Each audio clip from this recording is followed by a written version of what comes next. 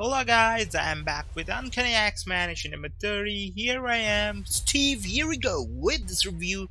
This is awesome and this is really cool, but overall this comic got really kind of an average rating, but it's almost towards the good, but you can say it a good, not excellent, so it's 7 to 8 this ratings are, but this is pretty much cool. So this week, this is my first review from comicvine.com. But before that, I have done reviews, but that not from comicvine.com. So, what state can Scott Summers' dream possibly be after Lost Issue's shocking ending? So, this review by Korean Undeadpool Schroeder.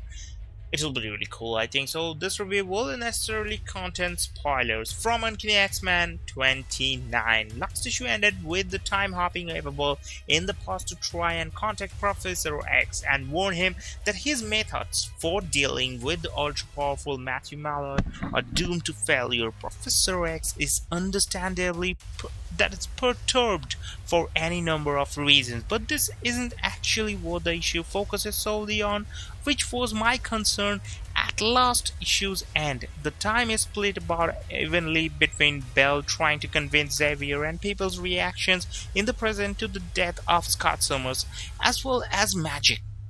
And this is where the book truly shines. Brian Bendis manages to give things a sense of weight and consequence, even though it almost certainly won't last, and focuses especially on the reactions of Maria Hull and S.H.I.E.L.D. at large, along with Emma Frost, and it's here that the issue shines characterizations. As often happens with Bendis written books, the quality sinks or swims by how well written the characters are, and these are some interesting, excellent characters. Frost in particular reacts in some unexpected but totally in character ways, considering her rather complicated relationship with the deceased, and Ava acquits herself well against Professor X, who himself is written with a bit more edge than he often portrayed. It took a while to realize that the 90s cartoon Xavier that many grew up with as their main example of the character was not actually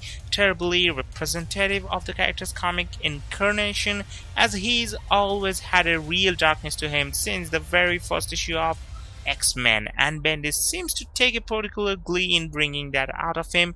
Chris Bacalo is on pencils and as always does some amazingly dynamic things with a static medium. Panels hum and shift almost seemingly as the reader's eye traces across them, and the illusion of movement is powerful, making this relatively calm issue crackle with energy, though credit must also be given to that veritable legion of inkers with Tim Townsend, Mark Irwin, Shane Mendoza, Victor Olazaba.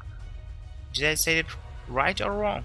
Okay, Victor Olazaba and Alve all getting in on the act, though it's never clear who does pages or panels are done by whom, so they're doing something right and bringing a sense of impact and solidness to Bacalo's wild kinetic pencils. Bacalo also handles colors alongside Antonio Fabula and they look great. So this is the fantabulous thing, and this is the real thing that you can't catch where the artist is in which page kind of thing. So the bad things about this one, time travel, I can't believe it's still time travel. The notion of splinter timelines has been entirely thrown out the window, making characters like Cable and Bishop's presence in comics questionable at best. But soaring right past that quiet retcon is the fact that the tropes Mayer presents in the story means that the stakes are automatically at their lowest point. So I hope you guys have enjoyed this one, Uncanny X-Men issue number 30, and right now it's time for Weight of 31. So don't forget to leave a like and subscribe, share it, and buy this book to enjoy more.